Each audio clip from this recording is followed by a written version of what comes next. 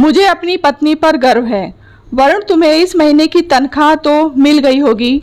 मुझे घर खर्च के लिए पैसे चाहिए और आरक के जूते भी लाने हैं। बच्चा अब बड़ा हो गया है तो जूते उसके पाँव में फिट नहीं बैठते हैं, कंचन ने रात को सोने से पहले कहा। तभी वरुण बोलता है, तुम्हें सबकी चिंता है पर खुद के लिए भी जरा सोच लिया करो। तुम्हें भी तो अपने मायके भाई के गृह प्रवेश में जाना है, तो क्या तुम्हें नई साड़ी नहीं लेनी होगी? घर में सबके लिए सोचती हो, करती हो, पर खुद की ज़रूरतों को मार देती हो। तनख्वाह मिल गई है और आरव के नए जूते भी आ जाएंगे, पर तुम्हें भी नई साड़ी दिलाकर रहूँगा। नहीं वरुण, मैं नई साड़ी लेकर क्या करूँगी? शादी के समय की इतनी सारी सिल्क की साड़ी रखी है, मैं वो पहन लूँगी। पहले उन साड़ियों को पहना ही नहीं क्योंकि ज़्यादा चलती नहीं थी। अब तो सिल्क की साड़ियाँ चलन में हैं, मैं तो वही पहन लूँगी। आजकल सब पहन रहे हैं। बेकार ही पैसे खर्च करने से क्या फ़ायदा? ख्वाहिशों का तो कोई अंत ही नहीं है। इन पैसों से मम्मी और पापा जी को 2 महीने की दवाइयाँ आ जाएंगी। तुम पर भार भी नहीं पड़ेगा। फिर अगले महीने आरव की स्कूल की फीस भी तो भरनी है। अभी बहुत सारे खर्चे हैं, संभल कर खर्चा करना होगा, कंचन ने कहा। कंचन की बात सुनकर वरुण यही बोला, हाँ, तुम तो हमेशा यही बात करती हो, बचत की ही बात करती हो। खर्चे की बात तो सिर्फ मैं करता हूँ, पर मेरा बड़ा मन है, एक छोटी सी ख्वाहिश है, किसी दिन मैं तुम्हें अपनी कमाई से एक नई साड़ी दिलाऊं। बहुत साल हो गए हैं तुमने नई साड़ी नहीं ली है। कोई बात नहीं वरुण, तुम इतने निराश क्यों होते हो? नई साड़ी से ज़रूरी घर में और भी चीज़ें हैं, और जब पैसे होंगे तो वो भी ले लेंगे। ये ख्वाहिश भी तुम्हारी पूरी हो जाएगी, कंचन ने समझाया। तो वरुण तो ये सुनकर सो गया, पर उसकी आंखों में नींद ही नहीं थी। बढ़ती महंगाई और सीमित आय ने उसे भी झकझोर दिया था। वरुण की एक प्राइवेट कंपनी में साधारण सी नौकरी थी। घर में माता पिता, उनकी बीमारियां और बेटे के स्कूल का खर्चा भी बहुत था। बाकी खर्चों में तो जैसे चाहे कटौती कर सकते हैं, पर मेडिकल और स्कूल के खर्चों में 1 रुपए की भी कटौती नहीं हो सकती थी। इसीलिए भी कंचन चिंतित थी। सास ससुर की अब उम्र बढ़ रही थी, वहीं आरव भी बड़ा हो रहा था। वो भी सोचने लगी कि उसे भी कुछ तो करना चाहिए ताकि घर खर्च आराम से चल सके। पति पत्नी दोनों को मिलकर घर की गाड़ी चलानी होती है और ये दोनों की जिम्मेदारी होती है। पति की सैलरी कम हो तो पत्नी को भी तो हाथ बटा सकती है, पर सासू माँ को कौन समझाएगा? उन्हें तो मेरा काम करना जरा भी पसंद नहीं है। जब से इस घर में आई हूँ तंगी देखी है, और मैं खुद इतनी तो पढ़ी लिखी हूँ कि किसी भी स्कूल में मुझे नौकरी मिल सकती है, पर नौकरी तो दूर, सासू माँ तो ट्यूशन के लिए भी तैयार नहीं होती हैं। उनके हिसाब से तो पत्नी को पति की कमाई में ही जैसे तैसे गुजारा करना चाहिए। पत्नी खुद काम करने लग जाएगी तो घर कौन संभालेगा, बच्चों को कौन संभालेगा? पर अब तो आरव बड़ा हो रहा है, वो अपने दोस्तों, पढ़ाई लिखाई में व्यस्त रहता है, तो अब मैं काम कर सकती हूँ, कल बात करूँगी, ये सोचकर कंचन सो गई। सुबह उठकर वो खाने और टिफ़िन में लग गई। वरुण के जाने के बाद उसने घर का काम किया, फिर अपनी सास से बात की। वो बाहर नौकरी करना चाहती है ताकि वह घर खर्च चल सके। यह सुनते उसकी सास भड़क गई। तुझे घर पर जो भी करना है वो कर ले, पर बाहर जाने की सोचना भी मत। घर में हमें अकेला छोड़कर तू बाहर चली जाएगी तो घर कौन संभालेगा? कंचन अपने आप को बेबस महसूस कर रही थी, पर उसकी समझदारी से काम लिया और घर पर कमाने का सोचने लगी। शाम को वरुण घर आया तो उसने चाय देकर इस बारे में बात की। वरुण, घर खर्च चल रहा है, पर कभी भी कोई अचानक मोटा खर्चा आ जाता है तो बड़ी परेशानी हो जाती है। मैं क्या घर पर रहकर ट्यूशन पढ़ा लूँ? ट्यूशन से अच्छी कमाई भी होगी और मेरे पास जो ज्ञान है वो दूसरों में भी काम आएगा। अभी कुछ महीने बाद हमें दीदी की बेटी का मायरा भी तो भरना है। खर्चे तो ऊपर तले आ रहे हैं। वरुण सहमति देता है। एक दिन आरव स्कूल से आता है और टीवी चलाता है, पर टीवी स्टार्ट नहीं होता है तो वो कहता है, मम्मी, सबके पास नया और बड़ा टीवी है, हमारे पास ये छोटा सा टीवी है जो कभी ढंग से चलता नहीं है।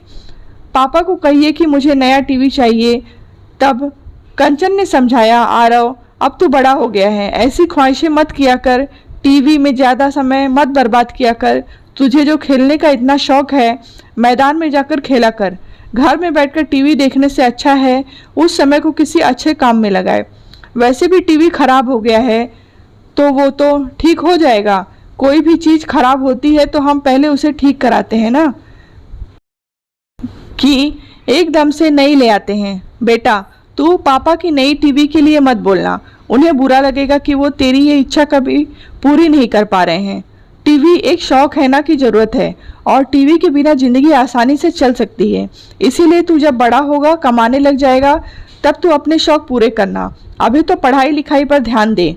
आरव को बात समझ में आ गई और उसने फिर नया टीवी लाने की बात नहीं की। वो अब अपनी पढ़ाई और खेल पर ज़्यादा ध्यान देने लगा। कंचन ने अब ट्यूशन पढ़ाना शुरू किया। इसके लिए उसने दोपहर का समय रखा, जब सास ससुर आराम करते, और तब खाने का काम भी नहीं रहता। ट्यूशन से थोड़ी बहुत कमाई होने लगी, पर वो इतनी ज़्यादा भी नहीं थी कि घर खर्च आराम से चल सके। वरुण अपनी ओर से अपनी कंपनी में पूरी मेहनत कर रहा था और कंचन घर संभालने के साथ ट्यूशन भी पढ़ा रही थी। इन सब के बीच वो अपने सास ससुर का भी अच्छे से ख्याल रख रही थी। उन्हीं की सेवा करने से उसे आशीर्वाद मिल रहा था। अब ट्यूशन के बच्चे भी बढ़ने लगे थे और कमाई भी बढ़ रही थी। पर ये सब करते हुए कंचन को सुबह से लेकर रात तक लगना होता था। फिर भी वो पूरा काम करती थी। उसकी मेहनत और काम देखकर एक दिन सासू माँ बोलती हैं कि अब तो साफ सफाई के लिए मैड रख ले, थोड़ा आराम मिल जाएगा। तो वो कहती है, मम्मी जी पैसे आने शुरू हो ही हुए हैं, आप खर्चे की बात कर रही हैं, साफ सफाई तो आधा घंटा में हो जाती है, उसके लिए मेड रखने की क्या ज़रूरत है। मुझे तो ये फालतू का खर्चा लगता है। फिर घर में कोई छोटा बच्चा तो है नहीं कि हर घर गंदा करेगा। घर साफ रहता है और मैं कर लेती हूँ। वैसे भी हाथ पैर चल रहे हैं, जब तक तो काम करूँगी, इसके मेरी कसरत भी हो जाती है, थोड़ा शरीर भी हिलता है। ट्यूशन पढ़ाते वक्त मैं बैठी ही रहती हूँ, मेरा वजन ना बढ़े, इसके लिए ज़रूरी है कि झाड़ू पोछा खुद से ही कर लें। मम्मी जी इन्हीं खर्चों में कटौती करके फालतू खर्च से बचा जा सकता है।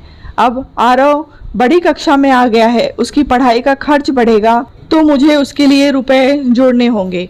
अपनी बहू के मुंह से समझदारी की बातें सुनकर कंचन की सास खुश हो गई। बहू जब तू इतनी मेहनत कर ही रही है तो थोड़ी मेहनत मुझे भी करने दे।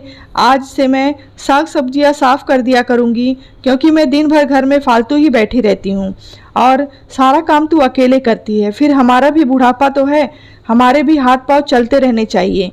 कुछ महीनों बाद आरव 10वीं में अच्छे नंबरों से पास हो जाता है। वो साइंस लेता है तो उसके लिए ट्यूशन लगानी होती है। कंचन ने पैसे जोड़े हुए होते हैं, वो एक मुश्त फीस जमा करवा देती है, तो वरुण पर कोई भार नहीं आता। आरव स्कूल जाने लगता है और अच्छे से पढ़ाई करता है। एक दिन वो ट्यूशन से आकर बोलता है, मम्मी मुझे स्कूटी दिला दो, इससे मेरा ट्यूशन का आने जाने का समय बचेगा तो पढ़ाई में अच्छे से ध्यान दे पाऊंगा। तब कंचन उसे फिर समझाती है, बेटा तेरा कितना समय बचेगा, वैसे भी ट्यूशन सेंटर ज़्यादा दूर नहीं है और तू वहाँ साइकिल चलाकर भी तो जा सकता है, इससे तेरी सेहत भी सही रहेगी।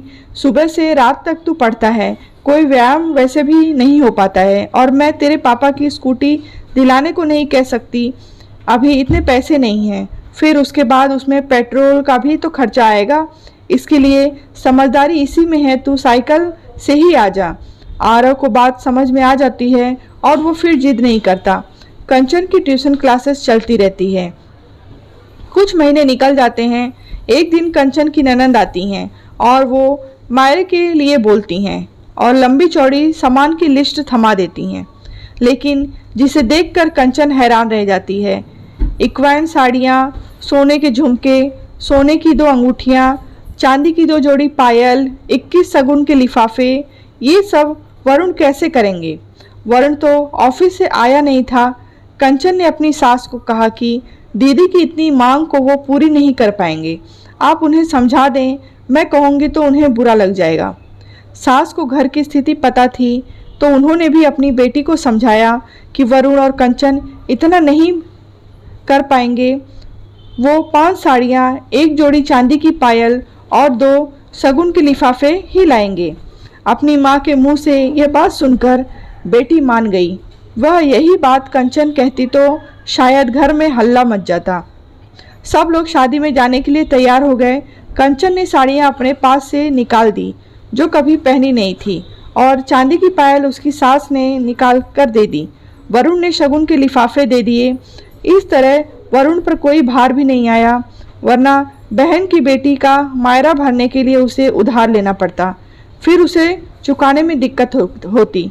कंचन ने समझदार पत्नी बनकर अपने पति के चेहरे पर सिकन तक नहीं आने दी।